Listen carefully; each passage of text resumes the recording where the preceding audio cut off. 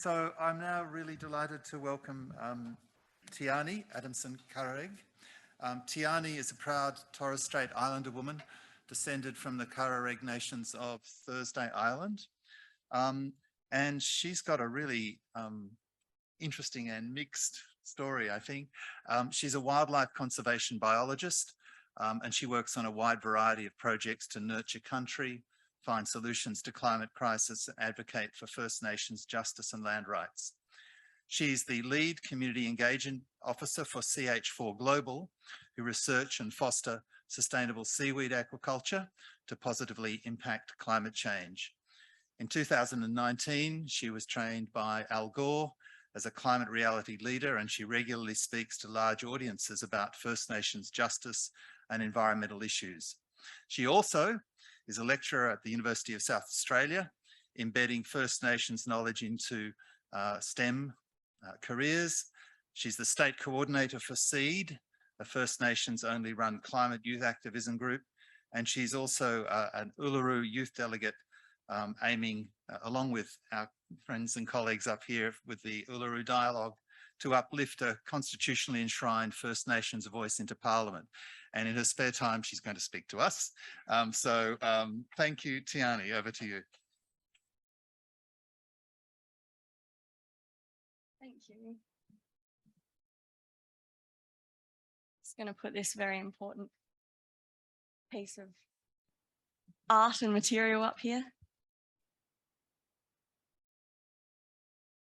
Beautiful. So couple bilud, everybody. As said, I'm Tiahni Adamson. I'm a proud Torres Strait Islander woman with descent from Karareg, which is up in beautiful Thursday Island. So we've kind of moved a little bit northwest from where we were speaking about before. Hopefully this works. I'm not the greatest with tech. Amazing.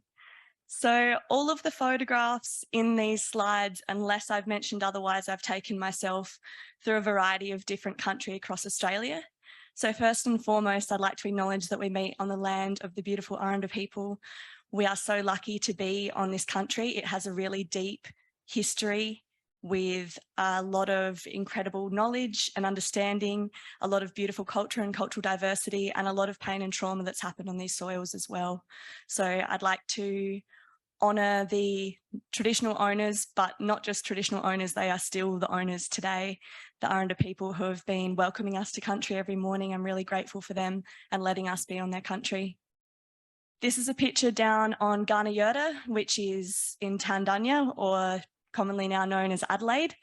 This is at Wiltshire, which is a boarding school for young First Nations people from the APY lands to come down and be able to go to school in Tandanya and board there. So up the back is, on the left, is the Ernabella Women's Choir. And I just thought this was a really beautiful picture to be able to show. This is the proper map of Australia. And through it, I've put little images, and I know that my head's really small, but I just thought that I'd put this in. It's a good reminder to show everyone that I don't represent a specific nation of people. We all have connections all over different parts of Australia and the world. I'm not here representing Torres Strait Islander people or Karareg in specific. I can't represent the opinions or ideas of First Nations people as a whole either. This is my lived experience as a First Nations person, and this is what I'm sharing with you today. So I was born in Tandanya in Adelaide and then moved up to Palm Island, which is up on the right with a little girl in a waterfall like this. I went to a mission school in Boogamun community up there. Does anyone know where Palm Island, or have heard about some of the history in Palm Island?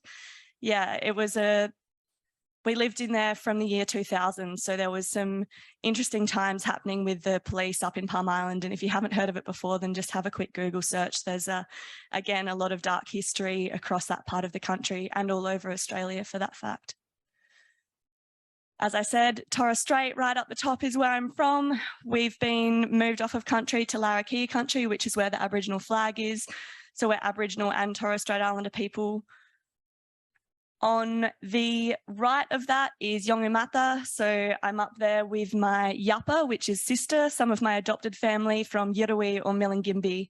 So I spent a fair bit of time across my working life heading up into Arnhem Land and working in communities, doing two-way knowledges with a part of the CSIRO. So that two-way knowledge transfer of working with traditional owners or just owners of the land, and establishing that sort of knowledge and putting it into the Western curriculum to be able to translate it into the curriculum for all students.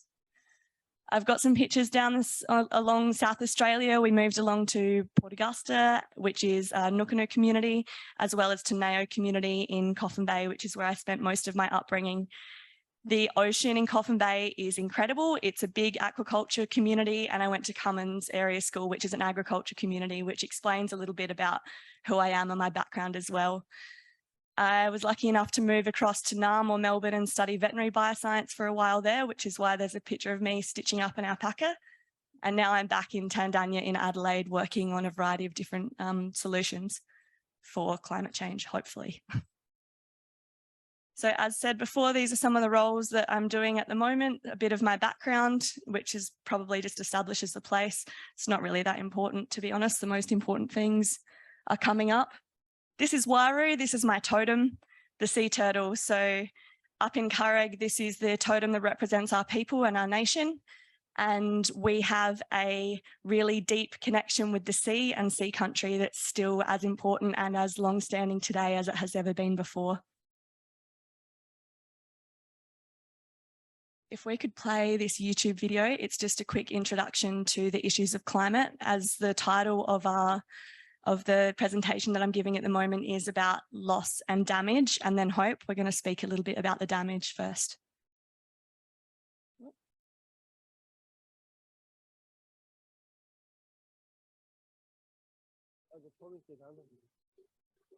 Living in a part of Australia, north of Australia.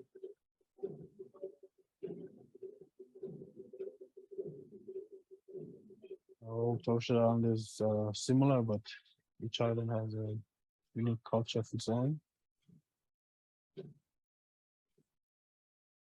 We have a very strong tie to this land.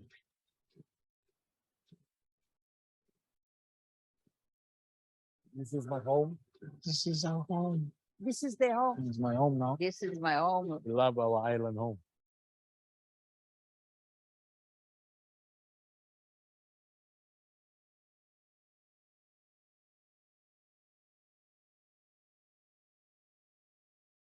This erosion is happening so fast, there won't be us left. That's another sign of the erosion, washing the trees out. The sea level is rising. Our island is being washed away. What you see here, this is what we've got. We've got nothing else to go, nowhere else to go. This is our home. The way I see it here, that something has to be done. The government should be accountable for this part of the world.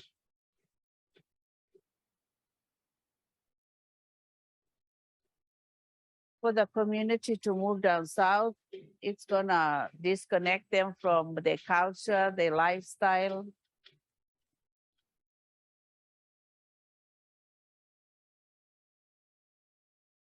I'm asking for help around the world so that our island will be saved.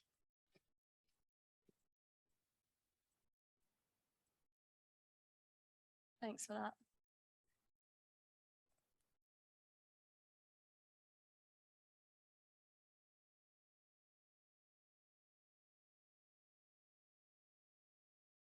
Beautiful. So we were talking before, or in the video presented before, it was speaking about how high above sea level lots of different nations and communities are. Does anyone know how far above sea level the Torres Strait Islands are? Yeah. 1 metre above sea level at the moment as it stands. And as we know, it's moving a couple of mil at the moment every year, which will be accelerated to a lot faster than that.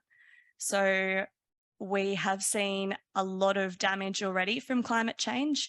It's really important through arts and media to be able to present what the future may look like when climate change becomes a lot more present within society. Unfortunately, in the Torres Strait Islands, we've already seen this really, really horrendously. Ancestral remains have been washed away from the Torres Strait Islands already. So these are the bodies of our old people.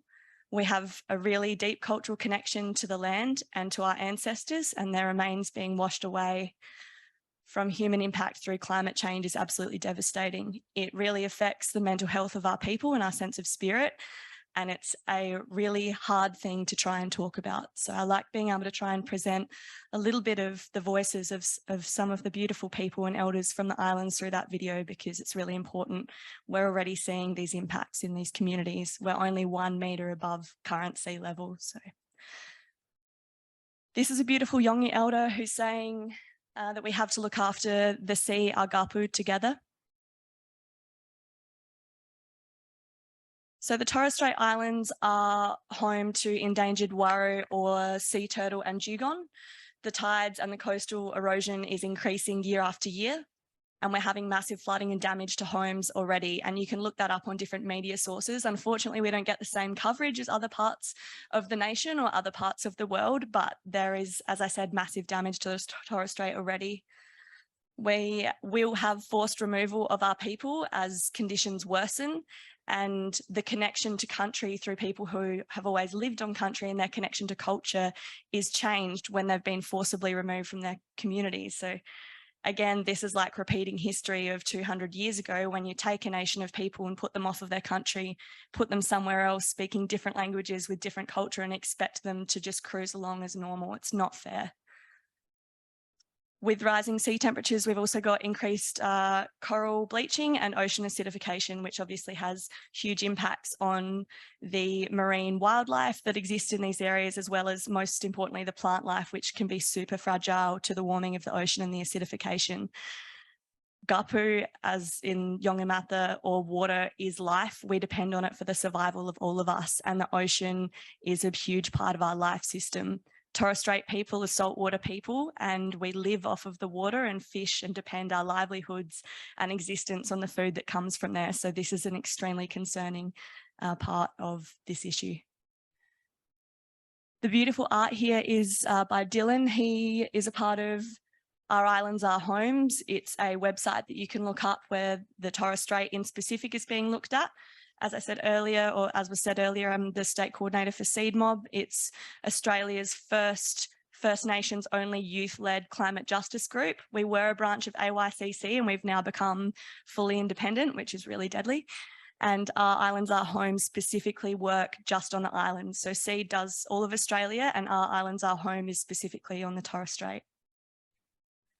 This is another piece of his art, which I absolutely love. There's so much power in this photo, I think, and there's some of the dreaming in the background with all of the sea creatures up the top as well, with Torres Strait art. I'm not sure if anyone's seen much of it, but it's a lot in black and white, a lot of dark patterns and images of sea creatures and the creatures that live across our islands. So we say our sea levels are rising, and so are we. Our people are moving at scale really quickly to try and mitigate the risks of climate change. Bala Mosby says, how can the Australian government say this is just a future threat to our rights? We are watching our ancestors' bones wash away, our crops destroyed by salinity, and our drinking water is contaminated. So pretty devastating.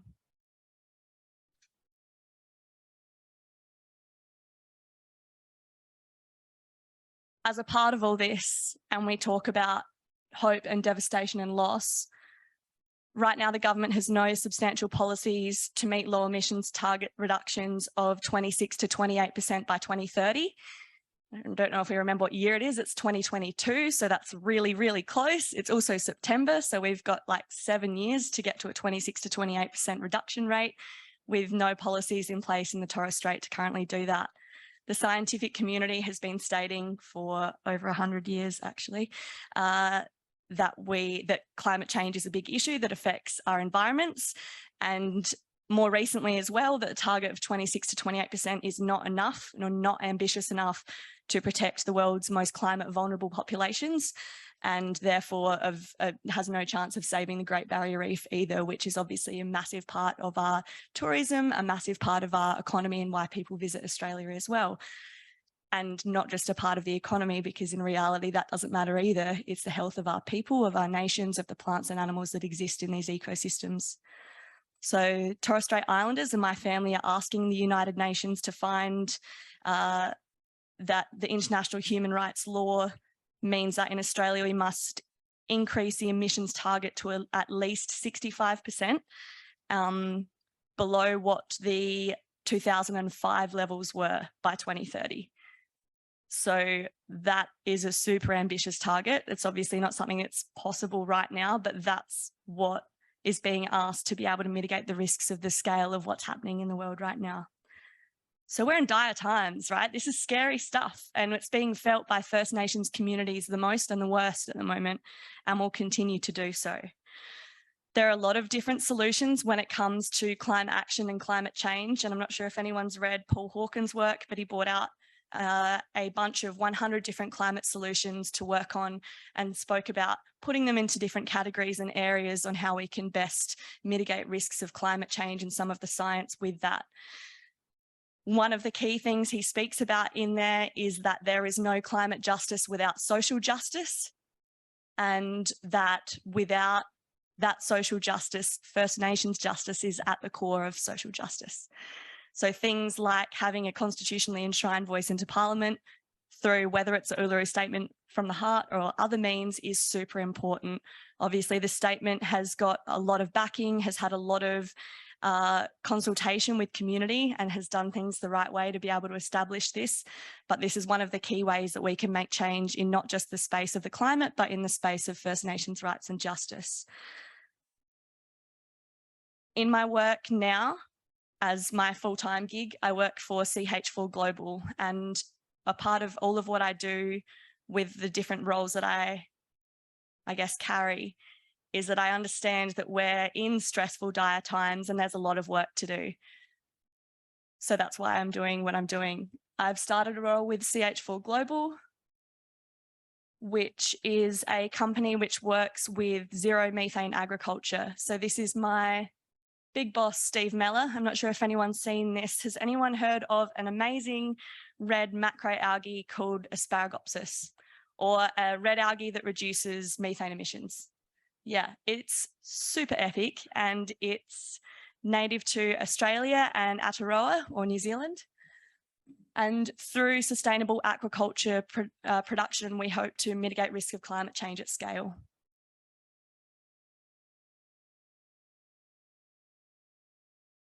So my role with CH4 is as the lead community engagement officer. So my role varies from production and aquaculture in these systems to upscaling the amount of seaweed that we are producing, to working in with businesses, whether it's agribusinesses or different communities, to change and make this space more equitable. I was speaking to my partner Ned the other day about being able to have the privilege to choose the eco-friendly or the drawdown option. That it means that you're in an economical privilege to be able to choose to live this way of life, right? It's expensive adding more sustainable, ecologically and climate sustainable things to your life. Long term, it saves you money, but as a startup, you have to be in a privileged position to be able to start these things. And we understand at CH4 that the businesses to take this on first, it's obviously a cost to their business, are ones potentially that therefore have got money behind them already. So my role is working with different communities to try and work out how we can do this equitably and bring First Nations people along with the journey if they wish to do so. So as a bit of a come backwards from what we were just speaking about, the livestock and agriculture industry is one of the biggest contributors to climate change that we do in broad scale society. Cows and other ruminants burp and obviously fart, but it's mostly through burps that they're producing a lot of methane. And methane is one of the most destructive greenhouse gases for our global climate. There is 1.5 domestic cattle that are responsible for, 1.5 billion, not 1.5, 1.5 billion domestic cattle that are responsible for 1/6 of the world's greenhouse gas volume. And on top of this, we also have other ruminants such as sheep and dairy, and we've got pseudo-ruminants and monogastrics that we utilise in agriculture as well. So ruminants, 4 stomachs, pseudo-ruminants, 3 stomachs acting like they've got 4, just pretending. Monogastrics, just 1. So these are all animals within these systems that humans utilize, whether it's for feed or whether it's to help us do our human work that has massive impacts on climate change. The scale of this opportunity is huge. We've got 1.5 billion cows with 150 million tonnes of methane being emitted. So it's an absolutely huge amount of emissions that are coming out, and the Asparagopsis works in the gut to prevent the production of methane. I won't go into the science too much of it because it's probably slightly boring and I'll run out of time, but this is really incredible science, and we've been working on this for over 2 years. We've got a team in Australia, a team in Aotearoa, and a team in South Australia as well. A huge part of what we do, we have 3 key values, and one of our top values is First Nations people have always been left behind since colonisation in decisions about things that happen on their country, to their people and with their land. And we say never for us, about us, without us. And I spoke about that on Monday as well. But a big part of my work is working in with First Nations communities, whether it's the land that we're working on and seeing whether they would like to become a part of the journey to create this industry and create profit for their communities with that too. So I've been working with Narungga, trying to work one community at a time. So starting with Narungga, consultation with others, but doing an agreement with Narungga first, get that agreement right and do it the right way, the culturally right way, and then be able to look at other communities to come on this journey too. So rather than being a big franchise that just runs in and tries to change everything at once and work with a bazillion communities and do it wrong and screw it up and ruin the reputation of communities and how they feel about CH4 or how they feel about the work that we're doing, working with one at a time and doing it the right way culturally. So I'm working with Narungga, who are the traditional owners of the Yorke Peninsula. We have a joint venture called Moya Bangara, which basically means seaweed country. Asparagopsis armata and Asparagopsis taxiformis are the 2 species that we work with at CH4 Global, and they naturally grow along the Yorke Peninsula, which is fantastic. So we can have First Nations people working on their own country, working towards climate risk mitigation and working on sea country, which is obviously strengthening for identity, strengthening for culture, because aquaculture and working on sea country is what First Nations people have been doing since time immemorial, obviously depending on the community and where they are. And for Narungga, they've always worked on sea country, so they're really excited to be a part of this.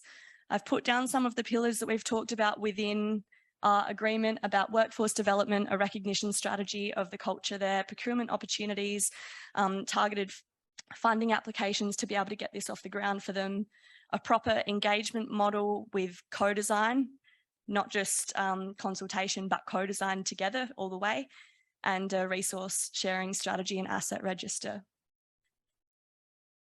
Got another video, if that's all right, to pop that on. That's sort of a little bit of a brief overview. I'm trying not to go too over time, but if you'd like to speak to me more, my contact details will be on the end.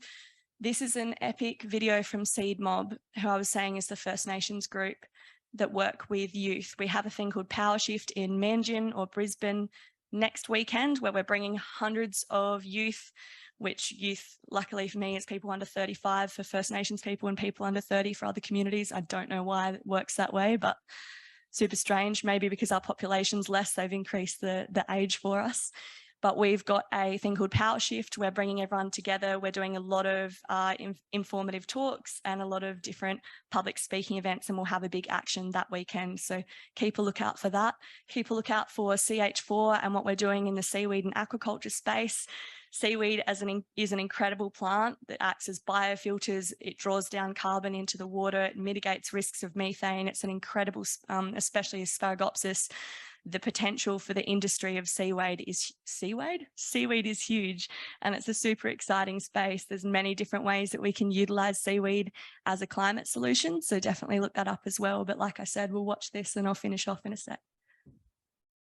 All around the world, sea levels are rising, and so are First Nations people.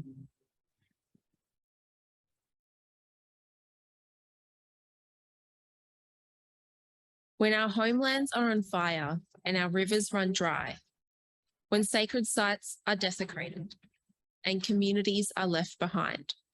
We don't just see the climate crisis, we feel it. Feel the pain in our own bodies when this is happening.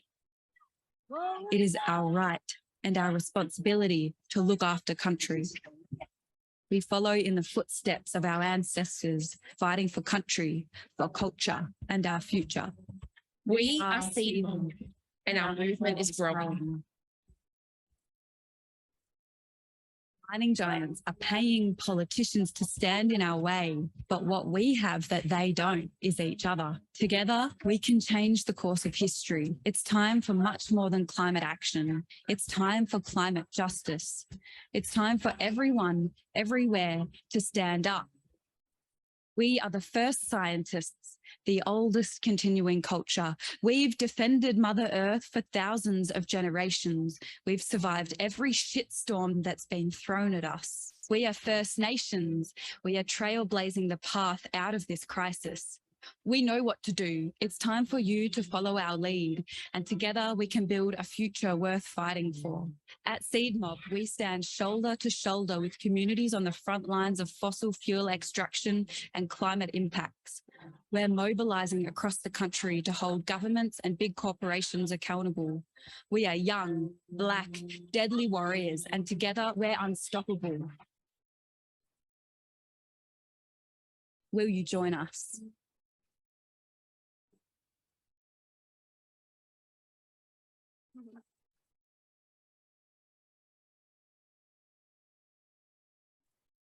Thank you again so much. As I said before, never for us, about us, without us. The key thing I can say to you is please ensure that in any work or whether it's paid or voluntary, that First Nations people have a seat at the tables that you're sitting at.